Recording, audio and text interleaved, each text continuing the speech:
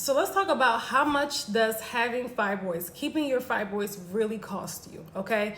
This topic needs to be talked about, okay? Because a lot of women don't understand how expensive it is to keep your fibroids, all right?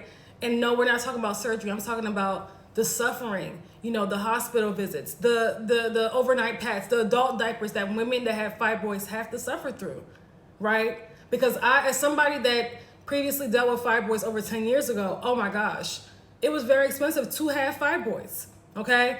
So the average cost of women that have fibroids, they average out to about $9,000 annually, okay? If you add up everything that, all the pads, the huge pads, the, adult diapers that women have to wear, all the extra clothes, the period underwears, all this stuff that we have to wear when we're heavily bleeding, when we have fibroids, we're suffering with fibroids, all the painkillers, right? The iron pill, like all of this stuff that women that have fibroids are going through, that are having to get the hospital visits, going to see the doctor more than once a year. It's $9,000, and the highest is $15,000. Okay, so it is actually a lot more expensive to keep your fibroids. It's a lot more expensive to keep your fibroids. But do you know what's a much lower price and actually makes more sense for you to get on a journey to heal your fibroids, to get rid of your fibroids? And you can do it without the surgery, because we want to address the underlying causes that's causing the fibroid. When you have surgery, you accumulate these surgeries because it's never just one. They always grow back. Remember that, right? You're also as well, ultimately going to bankrupt yourself when you're continuously having surgeries. And not even just physically, also emotionally as well, because you're not addressing the underlying causes.